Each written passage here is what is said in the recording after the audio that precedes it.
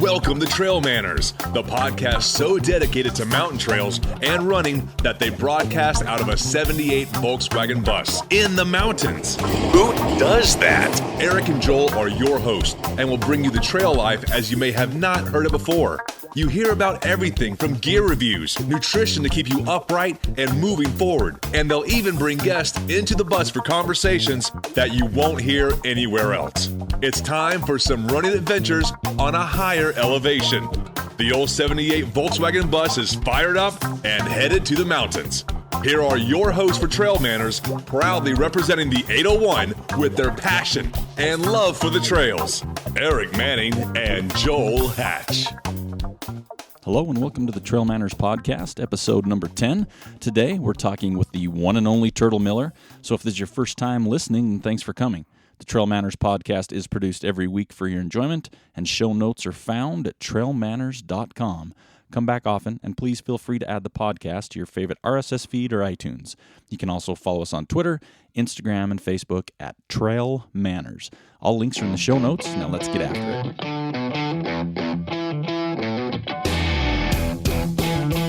All right, welcome to the next show here on our list. We are sitting in a 1989 Volkswagen bus. So I got next to me, I got Mr. Joel Hatch. Joel, how are you today? Man, we're living life good right now. We are sure living life good right now. There's no doubt about it. Today, we have tracked down Turd'l Miller, and we are sitting in his bus, and we are kicked back with some coffee right now. And then we're going to follow it up with a little bit of other beverage, yes. Some Tecate Light that he pulled right out of his fridge. So, Turd'l, thanks for meeting us today. We really appreciate you taking the time to sit down with us and being part of our show. So, first off, what brings you to we're in Salt Lake City, right outside Salt Lake Roasting Company, in a parking lot, in a bus with a free candy sign. Yep. So, what brings you to Salt Lake with all your goods? Outdoor retailer. I'm an independent rep. It's part of some of the gigs that I do. As an independent rep, I come up to outdoor retailer. I've got a couple of brands. We meet with retailers while we're up here. It's cold, so I don't always stay in the van during the winter OR, but yeah, it's a nice time to come up and see some friends. So how you liking that cold? You were poking fun at that's pretty good there.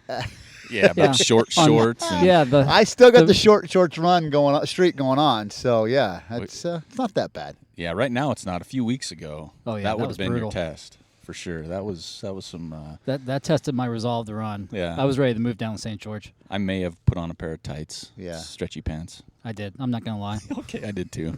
So you're here in Salt Lake City, but what we want to talk to you about today is you're part of something that I think is super cool. You're part of the Ultra Adventures staff, right?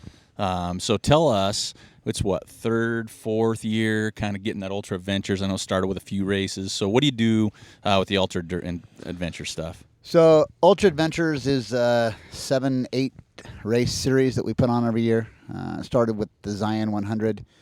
A year later, we added the Bryce 100. A year later, we added the Grand Canyon and a couple of 50-milers. Last year, we came out with the full 7 race series. Including Antelope Canyon, Monument Valley, Grand Canyon, Bryce, again, Capitol Reef, and the Tushers race at the end of the year. And so what I do with them is I'm the operations manager, which means I show up there a week before with Matt, the race director.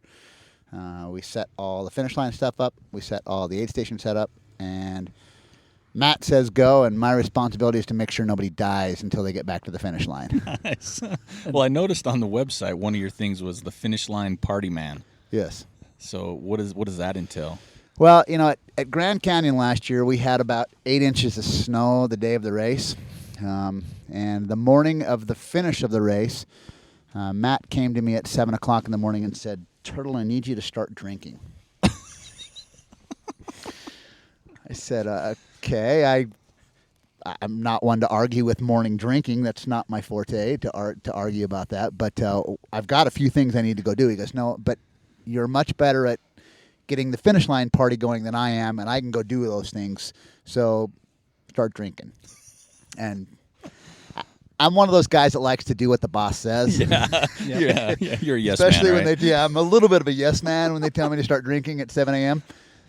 So, yeah, that's something I like to do. I like to hang out at the finish line, and kind of have a good time and enjoy and embrace and celebrate the achievements of the athletes that come out and participate in the events. It's a good time. And, if people aren't familiar with this series, I mean, it is some of the most beautiful places, not just in Utah, but there's athletes that come from different countries, and it's just such a neat experience. I mean, the group, the staff that you're a part of, Matt Gunn, I'll tell you, I ran the Zion the first year when he was kind of feeling out this race directing thing, and from what he did then to now is unbelievable. I mean, he has put together just an incredible event every single time. Yeah, Matt's a great guy. Does a great job, and he's really good to work with, because I don't feel like, although he's the guy that hands me a check at the end of the day, I don't feel like I'm his employee.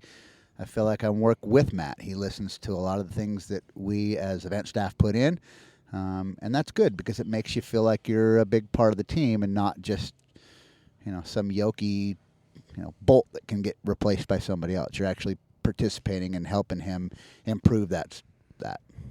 So is there any changes that are going to be happening this year throughout the series, or is it going to kind of be the same as what we saw last year? Well, one of the things we realized last year is the 100-miler events, although they are what we're passionate about, it's definitely one of those distances that not very many people can run 7 or 8 of them in a year. No, that's pretty hard. Including this guy right here.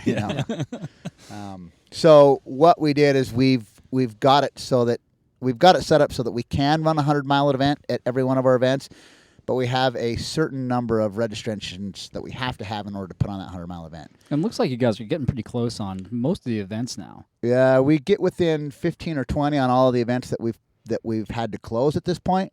But again, it's just one of those spots where, in order for us to have the aid station workers out there that long, right? If you go and work an aid station for 24 hours and you're out there and you see 30 people, it's kind of disheartening as an aid station worker. So that's kind of what we set that as. So we feel like that's a sustainable number. If you get 100, it's 100 that'll come back the next year and the next year, and we've proved that from Zion and Bryce. Yeah, right. And so those will stay at 100-mile events, but the other events are probably going to be just the 50-mile distance, which I like that distance because it's over in a day, and the party is much more of a party at the finish line. That's true. The 100-milers are just not ready to do much. All I want to do is take a nap. You know what I mean? So at those distances, there's a 50 Ks, and there's also some half marathons. Is that right? Yeah. So every one of our events has it has a middle distance, which is a 50K or a 55K or something like that, and then a shorter distance half marathon. We do that because we want a lot of the people that come to the events, we want their families to have things to do when they're out there in the middle of nowhere. It's a big family atmosphere, and we want you to be able to feel comfortable to bring your families, that your wife and your kids will have stuff they can do during the day. Yeah. My kids come to a lot of the events, and it just becomes a roving little pack of kids that run around together and play and giggle. And there's a couple older kids that keep an eye on things and make sure that nobody's getting picked on and nobody's being left out of the party. But yeah, I mean, I show up with 2 7- and 8-year-old daughters, and I'm not at the finish line the whole time. So there's always somebody there keeping an eye on the kids, and it's a good atmosphere that way. Yeah, that's true. Last year at Monument Valley, I was down there, and my little boy, he was 5 at the time. Same thing happened. There was a couple kids. Jenny Lynn Eaton's kids were there, and so Porter and the 2 little boys just went out and just got dirty in the desert, and it was awesome to see, man. They were boys. They were doing some boy things. Yep. For sure, yeah, it's awesome there. I love that stuff. And that kind of gives people the opportunity, if you want to run some of those shorter distances as well. So for example, mom might want to show up and run the 50-mile distance, but dad doesn't want to be out there the whole time, or vice versa. And so it gives them the opportunity to go out and experience some of the atmosphere that we run in, go see some of the terrain we run in, but still feel like they're being a somewhat responsible parent. Yeah. It's a family getaway. It's a family getaway. Come leave your kids with a bunch of strangers and go run in the desert. Son will see in 12 hours. So I'll put you on the spot. Of the races right now, what is your favorite course? If you were to run one, I know you don't because you work for them, but if you picked one race you could run, which one would you select? Monument Valley is by far my favorite area. Really? I don't know if it's my favorite course to run, but I'm not a guy that has a hard time finding the right words to say. like to think I can spit things out of my mouth, but when I talk about that Monument Valley race, I lose track of what I want to say about how amazing it is. It's such an amazing area, and although we've seen pictures of it, I like to say 99% of the population that goes to Monument Valley stands on the rim and looks at the mittens. That's true. And we get the opportunity to go down into the valley and run in areas that even the local Navajo kids don't run around in. Last year, I was en route to the first 50-mile aid station, and I wasn't sure that I could find it because I'd never driven there before. So I grabbed the course marshal, Rick Whitelaw, and in the back seat of the truck was an Indian kid, 20 years old or so, and his job on the Navajo Nation was to guide tourists on their horses around the area. And I wanted Rick to come with me because, again, I didn't know that I could find the aid station. And so as we're driving out there, Rick's kind of giving me directions. And I said, I don't want you to give me directions. I want to see if I can find it by myself. Got about halfway out there, and he says, you missed the turn to the left. And I said, okay, well, so now I'm lost, right? At this point, that's fine. You can guide me back in here. We get about half mile down that road, and the Navajo kid sitting in the back seat says, I don't know where we are. Oh. That's got to give you a sense So of... that's got to tell you how remote some of these places are that we get to. People don't go there. Wow. And it just, the opportunity to watch a sunrise in Monument Valley it's life-changing. It really is. I'm not a morning guy, but every time I'm in Monument Valley, I watch every sunrise. And I mean from the crack of dawn, where you get up and see, oh, that line's not even there yet. 5 minutes later, there's the line, And Joel, you went down last year to Monument, didn't you? Sure did. Ran the 50K. Yeah. It was spectacular. How was the sunrise? There's some good single track down there. Really? I was really surprised. I was ready to run on a lot of sand and some dirt roads, but from the get-go, you're on some really nice single track, at least for the 50K. And I think the 50-milers kind of start off that same way. Right. Yeah, I'm going down this year to run it, so now you guys are getting me all excited. I'll be down for Antelope Canyon first, but yeah, I'm excited for the Monument Valley I think one now. out of all the races that you guys put on, I think that's the one that everybody should try to go to at least once because it is spectacular. The views are spectacular, but it's also a cultural experience. I mean, Yes. that being in that atmosphere and being in that area and running in places that no one else gets to run, and then afterwards having that sweat lodge, that it really is a traditional Navajo ceremony, and they take you in there and they're singing their songs, and they close the door on that sweat lodge, and it's the darkest thing you've ever been in your life. And when they open that door back up, because everybody's dying of heat in there, and you let you out, it feels That's like right you're up being your alley, birthed Eric. again. I'm Oh, no. again, dude, you got to do it. See, Turd'l doesn't know this, but Eric despises the heat. I do. Anything over 70, I start to get cranky. Yes. So that'll be interesting. So I want to see. I that. will do it. Yeah. I'll do it, but we'll Don't see have how to that do it a works. bunch of times, but I did it like 3 or 4 times. Now, and it wait a was- minute. You did yeah. more than once? Yeah, you go out and you lay in the dirt. In between, you lay in the dirt. That's how you cool off. You lay on the dirt to cool Is it off. sandy? Yeah. Because that's Oh, another it's thing I way don't sandy. like. I don't like sand, and He I doesn't don't like like sand in his thong either. Yeah, it's hard to get out of the thong. You'd be surprised. So there's also a new event that I'm guessing we can talk about because I'm going Right. to bring it up right now anyway. The Trail Festival is Yes. what I'm understanding is the name in October. You got to tell us about this. So the Trail Fest is going to be down in Kanab. Okay. It's going to be a little bit of a different event. It's a multi-day event. We're going to go to Bryce. We're going to go to Zion. We're going to go to Grand Canyon. And we're all there's going to be multiple distances each day for you to go run and participate in. But they're all going to be short enough distances that at the end of the day you can come back and participate in the party. So Thursday night, whatever day it is, I don't know the exact schedule. It's not set yet. But for example, Thursday we go to the Grand Canyon.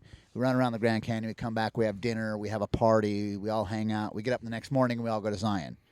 We go run different distance events, and there's prizes obviously for the guy that runs the people that run the furthest and the lowest shortest time and all that kind of stuff. But it really is more of a celebration kind of event for End of kind of the year end of the year, end of the season type of an event where we can all come together as a group of people that like to enjoy the outdoors and spend some last days of summer, early fall in each other's company and kind of finish the season and get ready for the holidays. So is it like a 3-day thing, a 4-day thing? Is that kind of working out still, right now? Still getting worked out. Yep. So when do you think that might be announced or checked out?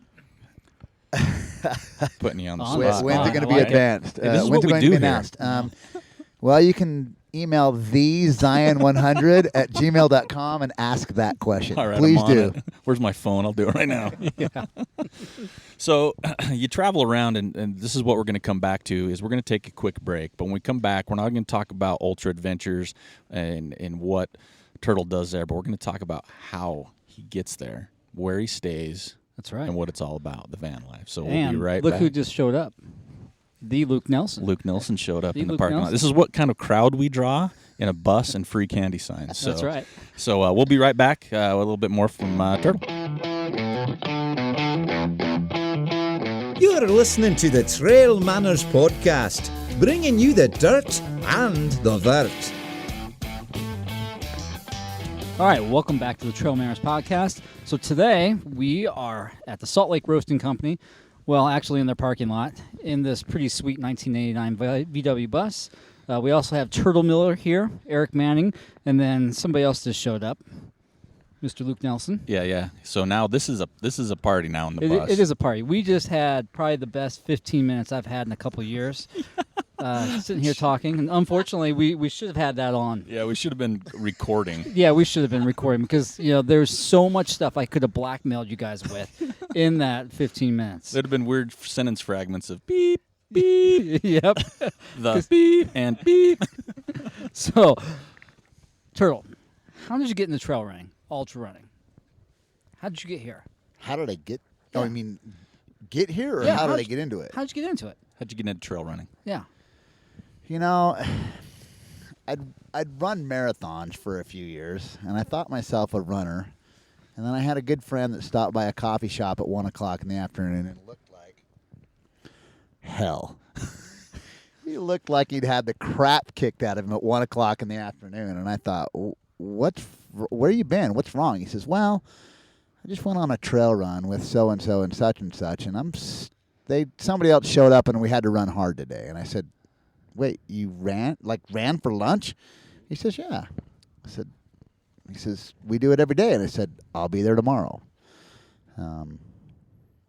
6 years later, I run that trail almost every day. Wow. So It's just a fun trail. And I kind of realized when I started running on trails that the thought processes of, oh, God, I'm out here and, oh, my legs hurt and all that kind of stuff just kind of goes away because you're concentrating on not falling down. So it's not the scenery. Well, yeah. I mean, don't get me wrong. I've always been an outdoor guy that liked to hike, liked to go out in the outdoors. It was something that was instilled in my dad, from my dad in me, and at a young age. And I like trail running because it allows me to go on a 2-hour hike when I've only got an hour. So you can get a little bit further out there. You can go do a 3-day hike in a day, that kind of thing. So it allows you to go further and see more stuff. Yeah. So yeah, absolutely, it's the scenery, but So where do you do most of your running at now? it depends on the time of year. Yeah. I have a house in St. George, Utah. My wife and 2 beautiful daughters, a couple of dogs, spend 365 days a year, and I spend about 185 days a year there. Wow. So where's the other days? The other 180 days are a year in the Volkswagen bus. Nice. So you travel for your job. Travel for my job. I'm an independent rep. I cover Utah, Colorado, Arizona, and Nevada, which means in the winter I'm in Arizona and Nevada, and in the summer I'm in Utah and Colorado, visiting accounts, working with dealers, going to races, kind of getting out and playing. Affords me the ability to spend time in the country, spend time in the outdoors, and having a Volkswagen bus makes it a little bit more affordable to go to town and spend a week there versus having to pay for hotel rooms the whole time you're there. So you just pay for repairs as opposed to hotel rooms. Exactly. Yeah. Repairs and gas. Yeah. I wouldn't know anything about that. If you didn't hear that, Luke said hashtag van life. We're really big on hashtags around here. Hashtag. Yeah, that's right. So what do you got going this year then? So you're running. do you have any races lined up? It sounds like you've got a race we talked about, falls in June, right? Yep. So Luke's stoked on that one, so I'm going to talk about a different one first. First race I'm going to do this year is the Black Canyon 100K down in Phoenix area. It's a Western States Golden Ticket race, which means it's also a Western States qualifier. You can get that cougar then. Yes, absolutely. I can if I'm able to wrangle myself into the first 3 places. I will get an automatic entry into this year's Western States. Failing that attempt, if I can finish under 17 hours, I get a Western States qualifier, which that's something I'd like to run at some point. So getting a Western States qualifier out of the way early in the year frees things up for later in the year and allows me to go play with some of the other events that may or may not be a Western States qualifier. So when's the Black Canyon race for you? February 13th. Okay. So you got plenty of time still. Yep. Yeah, it's put on. It is. Yeah, I mean, I'm weeks. ready. I'm ready-ish, right? If I can figure out how to drop 30 pounds, I'll be even more ready-ish. But it's put on by our Viper Running. They also put on Javelina 100. A good friend of mine, Jamil Khoury, does a great job with events. And I really like going to his events and even volunteering at his events. And so going down and being a part of one of his events again, I'm excited to go down and see those guys. So nice. And then what do you got going on? And then June 6th, I'm going to do the famous Squaw Peak 50 miler. Right here in Provo, Utah. So how many Right here in times have Provo, you done Utah. that? Yeah, it's the first 50 miler I ever did. I DNF'd it the first time and couldn't figure out how the hell I would ever finish that race. And So how many times have you finished now? I finished it 6 in a row, and last year I took a year off because it had a conflict with a different race that I had to work on my schedule. They paid me to not go run that race. Paid you not to race? They Squaw Peak did, or the race they trail did? Yeah, right. The race director for Squaw Peak paid me to not race his race. No, it was the same weekend as Bryce last year. So I was working that weekend, and I said to Matt, the race director, I said, let's find a different weekend. And so he did. And Thank you. yeah, you bet. No problem. It's now the same weekend as Bighorn, which I'd like to go to as well. Well, that's the nature of what's happening right now. I mean, there's true. races every weekend. Yep. can't Good avoid 'em. races, piggybacking. I mean, it's just getting difficult to either, number one, make a decision when you're going to run, and for race directors, which we obviously deal with a lot, is when you're going to hold your race. Right. So it's getting more and more competitive and challenging to, Well, get different trains of thought. There's difficulties with aligning it with other races, and there's also difficulties with permits and what times they'll let you have a permit. Yeah. For example, there's a first weekend in August is the Tushers race. Yeah. It's also the same weekend as Kachina Mosa, another one of Bozong races, as well as the same weekend as El Vaquero Loco, which is Ty Drenny's race. Yeah. And I love all 3 of those races, but we couldn't move Tushers any later because of the elk hunt. They wouldn't give us the permit. So it's just one of those things that you end up butting up against other races just because the permits aren't available and they won't give you a permit because of other activities that are out there. I mean, I'd rather not have, Hunters shooting 200 at you. runners running around in the mountains with guys with guns and possibly more alcohol than I can consume.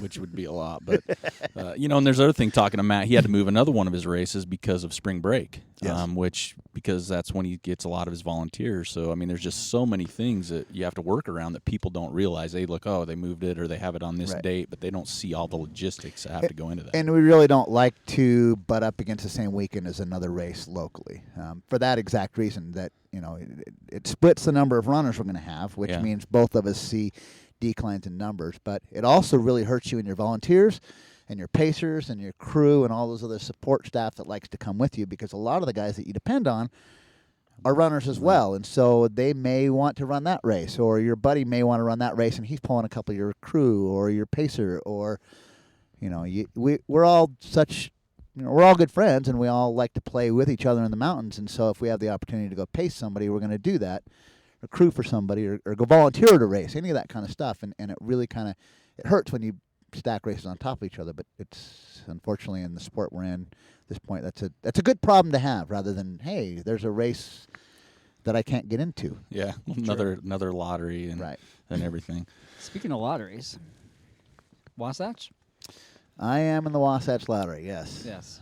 And I don't. It's not clear how that one works. Whether if you didn't get in last year, you're automatically in or not. Nope. Everybody's shaking their head no. So I'm gonna say that's a no. But there's nothing on the application that says I didn't get in last year or the year before that, or the year before that, or the year before that. And so I'm assuming that they give you a little bit better odds. But I'm hoping that.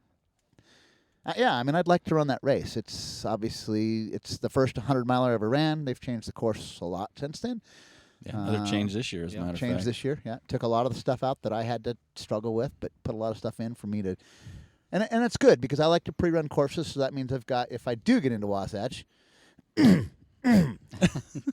Hashtag. Let me in. We're going to start a movement. Let Turd'l in. That's right. Let Hashtag Turd'l let run. Turd'l in Wasatch. Yeah. Yeah. Hashtag let Gordy run, right. If I do get into Wasatch, it gives me the opportunity to go and pre-run a bunch of new sections of the trail that I haven't run, that I didn't get to run last time because they weren't part of the course. And not that I need an excuse to go run a trail, but it gives me the opportunity to go out and explore new places, and I like that. Yeah. Well, you're not really going to miss much by not running that new section. It's kind of boring. Yeah. Yeah, it kind of sucks. Which one? The one on the first or the one at the end? Ooh, the run at the end. Yeah. Yeah. I was pretty upset about that a couple Yeah. years ago. Yeah, I had to pace Eric on that section, and it wasn't much fun. For either of us. Well, but they took away Chin Scraper and added up Farmington Canyon, but Yeah, then so they you go added Bear some now. extra section. They ran some extra sections out at the end of it, right? I mean, I Right, so haven't they started the added course. in the plunge and Plunge the and dive. dive came And back then in. Okay. Hated it. Yeah, that section's back in, and then you've got that. What is that? Stanton from Stanton in is still the same on that service road. That goes on forever and ever. I didn't. and ever. Yeah, that's one that I try not to remember. Yeah, I think you were pretty much blacking out. I didn't run that in 2009, so that'll be Yeah. a new section for me as well. And yeah, then the finish next to the reservoir is just so much long. not fun. Yeah, it's long. You just want to be there, just like any race. And I'm assuming that nobody from Wasatch is going to listen to this and blackmail me forever.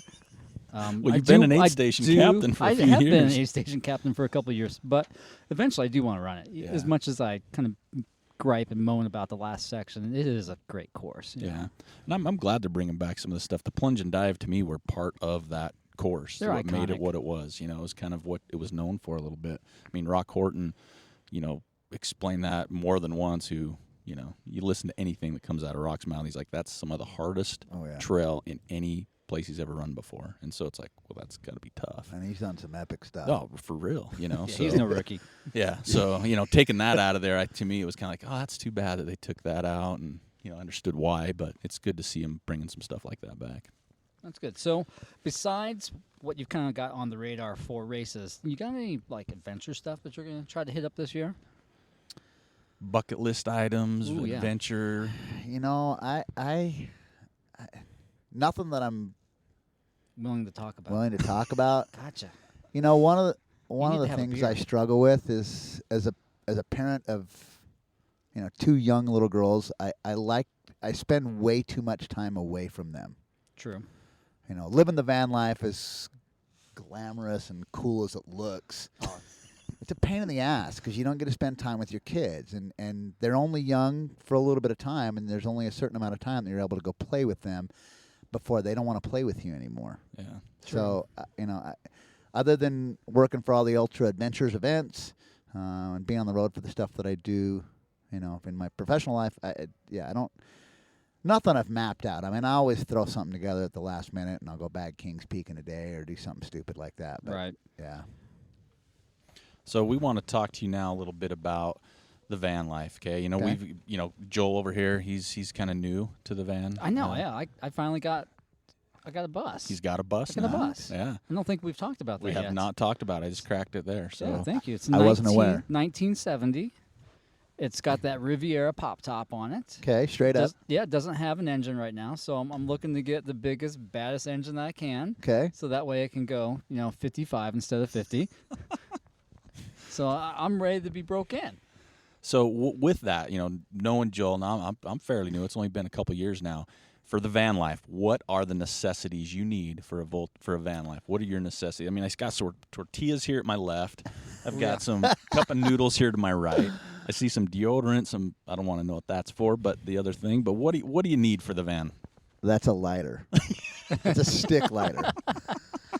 What's the lube? Don't next act to like it's weird. Well, I see a brush, and I I'm see a looking brush, at your right. head. I got a 7 and 8 year old. They need to brush their hair. I got a toothbrush. Yeah. Every once in a while, you need to do a little cleaning. There's 2 puppies in the corner. We got a bag Baby of There's a candy. bag of baby wipes. That's the biggest thing. right Baby next wipes. to the driver's Yep. seat. Baby wipes, Gatorade bottle. There are a few necessities in the van life. Yes. You know, I like to live as inexpensively as possible when I hit the road.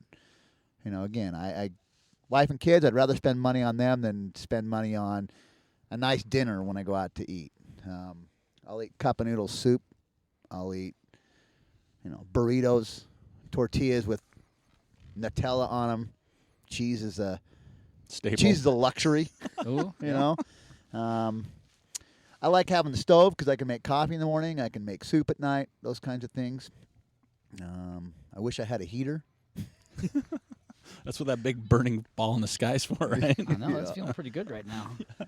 Yeah, I don't know. One of the things I've learned with the Volkswagen is the bed, as cool as it is that it folds down, can be extremely uncomfortable. So I have a memory foam mattress that I throw on top of it, and then I actually use sheets and blankets rather than a sleeping bag.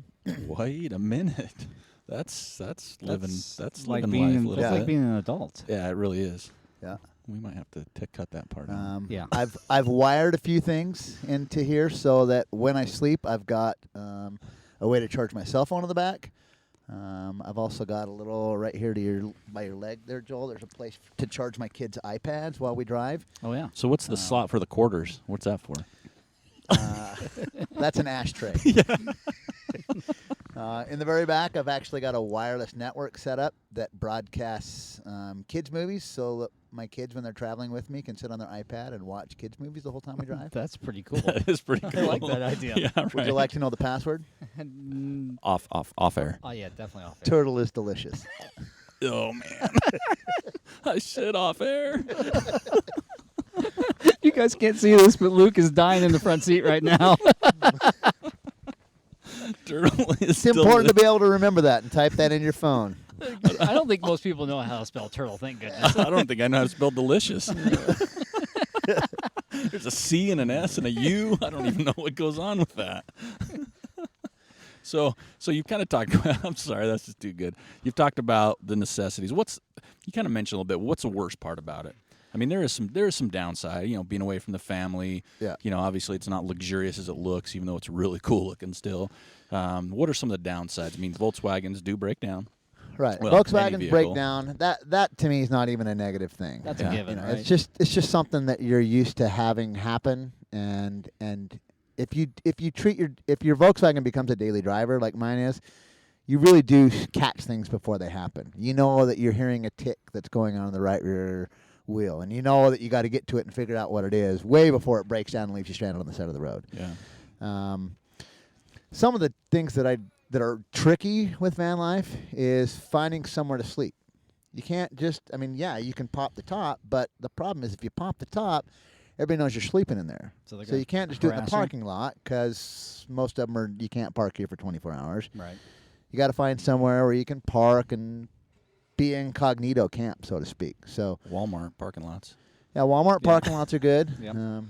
And I don't think Walmart's going to sue me, but I hate Walmart, so I won't even use their toilets. So I don't like to park in their parking lots unless it's absolutely critical. So is there like an online resource where you can go and find a place to camp that other VW owners are? If there's not, we need to create one. There are a couple of apps, but they're not. I haven't found one that's robust enough to give me good spots all the time. Yeah. So we need like a van Yelp guide. We do. Right. We're on it. WYelp. Yelp. You heard it here. It's Hashtag ours. WYelp. It's ours. Don't even think about stealing it. Yeah. And you know who you are. Yeah, seriously. If you could come up with an app that showed good little incognito or, BLM areas where you can go park and say, here's a good place to camp, here's a good place with a view, that kind of stuff. I'd love that. Please. I think there's room out there for this, and I'm dead serious. This is ours. You heard it here first. That's right. We're after it. Don't even think about stealing it. Okay, hurry up. You got 2 weeks. Yeah. Okay. So, do you see a lot of other vans on the road doing this thing? I mean, do you have people that you run across once in a while? I know you kind of have the same territory. So you run across people? I don't. It's funny because a Volkswagen bus is iconic enough that when somebody sees it and they have one, they end up spending the next hour talking to you about this or that or the other. Yep. So yeah, I run into people all the time that say, "Gosh, I love your bus, and I've got one," and da da da da da. The next thing you know, 2 hours have gone, and you've just done nothing but sit and talk about buses instead of serve up burritos and cup of noodle and right, exactly. Sell some and there are some kind of van sort of campouts that are organized as well. I'm going to next weekend actually in Lake Havasu called Buses by the Bridge. Oh, I saw that. It's a lot of fun. Went down there last year with the family, but it's going to be part of a work trip. Oh, I bet it is. # work trip next week, air quotes on the work trip. But that weekend I'm going to be in Arizona anyway, so I'm just going to pull back through Havasu and spend a couple days down there. It's a van. It's all Vanagons from the very beginning to the very even split window vans. Nice. So not not the Vanagon style, but even. They've got early stuff. Rivieras that show up, all sorts of stuff that shows up there. It's an amazing place, and I found a lot of things by looking at other people's vans there last year and talking about what they've done to it that gave me good ideas to put what to do onto mine this year and the last year. And so, like the plugs and stuff like that we put in the back. It's that kind of, and it's a good atmosphere. It's a fun, same kind of family atmosphere. Again, my wife and kids aren't going to be there, but I had fun there last year, and I kind of want to go down and experience that and kind of check it out again and serve that up. Yeah.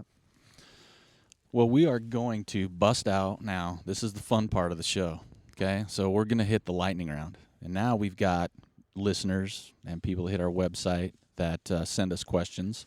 So we've mixed those in. So we're going to go down a list, so just kind of what comes to your mind a little bit. And I'll let Joel start us off here. All right. I'll start you off with a tough one. Top 3 beers. This is an iconic question. You guys ask this every time. Because, well, not every time, but most of the time. It depends. I mean, it depends on who, like, with Ty Draney, we're not going to ask Ty Draney, dude, what's the top 3 beers? Well, he's like... root, ginger. Yeah. I mean, so we asked. All right. So, I'll answer it. Cold, not PBR. Is that one or two? That's Cold, all of them, not, right? and PBR. It covers them all. Cold, not, and PBR. So, no, honestly, I'm a big hater of PBR beer. Sorry, Kelly Agnew. I just hate your beer. I think you said something about IPAs the other day. You don't like IPAs. Is that I'm true? not a big fan of IPA either. I really like kind of I'm a Mexican beer kind of guy. I like Pacifico. I like... How can you like I thought you were Mexican? going to say something else, but you said Pacifico. Modelo. I mean, those are the beers that I like. So you like those, but not PBR? Aren't those in the kind of the same? PBR is brand? a little stronger than PBR that. PBR had a long history from college. Oh, okay. My roommates used to buy PBR because they knew I wouldn't drink it. Gotcha. Well, that sounds pretty genius. I know. Right. All right. So what is your favorite race buckle? Wasatch one. Wasatch? Yeah, my 35-hour at Wasatch, 35-25 at Wasatch. It's the first buckle I ever got. It's a quality buckle. It's not cheap. It doesn't fall apart. It doesn't clank when you wear it. And it's a good-looking buckle. Nice. All right, so I got one. It's not on the list. Nice. Yeah. So, do you listen to music while you run? Mostly podcasts. Okay. Nice. Well, I mean, besides Besides ours. Yeah. Right, yeah. Let's say you're listening to some music, right? And what is your guilty pleasure for a song? Something that you wouldn't readily admit to. Yeah, see, you know what it is right now. We can see that. Yeah. What is it? Man, I Feel Like a Woman by Shania Twain. Wow. Nice. That just gets you going, doesn't it? Oh, it's amazing. It's so I wish amazing. you guys could see Turd'l right Yeah. now. He's giddy as a little girl. I've got a few of them, but that one, yeah, Man, I Feel Like a Woman, totally just, when that pops on, it just puts a smile on my face. And A little giddy up. yep. You don't play it in the bus, right? Like when you're No, parked that's a somewhere. running song. Yeah, okay, That's that's a running good. song. Yeah, yeah. You're going to attract the wrong crowd that way. That's right. So, We kind of covered maybe a little bit of this. What's your favorite race distance and why? You know, I used to think the longer the better, but I like a 50-mile because you're over in a day and it becomes a party at night. But I also like the 100-mile distance because it takes you places that you really kind of dig in and figure out who you are. The way I put it best is there's demons at night. And I don't mean that in a metaphysical way. I just mean that when you're out there in the middle of the night, you really start to find things within yourself that you have to dig yourself out of. You're in pain. You want to sleep. And coming through that, you know you've overcome some demons. So, have you seen the new Star Wars movie? I have not. Okay. Are you a Star Wars fan? No spoilers. Are you a Star Wars fan? Yeah, absolutely. What's your favorite Star Wars character? Leia in a bikini. Return of the Jedi, right? Sorry. Yeah. Singing Shania Twain, absolutely. Well, I'm a bigger guy, so I like that she's kind of into Jabba the Hutt a little bit. I kind of feel like him. And Oh, that's a good one. Oh, I like that. We'll switch gears now. I don't know. We're on a roll. Yeah. What's your favorite Disney movie?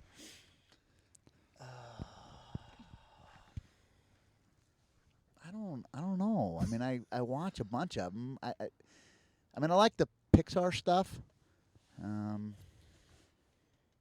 But probably what's the snow one? What's that one? It's your called? favorite one. You don't know the name of No, it. it's the one. What was that called? That one that just came out like 2 Frozen. years ago. Frozen. Yeah, Hey. Frozen. Yeah, Frozen. Should I feel bad that I knew that? The one with the No. snow. I was man. testing you, Derek. I like that because I've got a blonde daughter that's kind of withdrawn like she is, and I got a redheaded daughter that's kind of outgoing like that one is, and they kind of identify with it, and I think it's just it's a fun show with a good story to it. It doesn't end up with the guy saving the day. It ends up with two girls that support each other, and as a father of two little girls, girl power is important to me. I want to make sure that they know that they're there for each other and that they don't need no man. Yeah, nice. And I can kind of see you as an Olaf type character in that whole dynamic. Yeah, well, except I don't like the cold. It's true. All right. So, what is your favorite part about trail running? Probably just the ability to forget everything else that's going on in the world at that point. You're focused on your steps. You're focused on enjoying yourself in the outdoors, and and all the other stuff you got to worry about in a day, whether it's paying the mortgage, it's a Volkswagen bus that's broken down on the side of the road, all that kind of stuff. It just goes away until you get back to the trailhead. And I think that's what it is. It's just the clarity of mind that it gives me when I'm out there.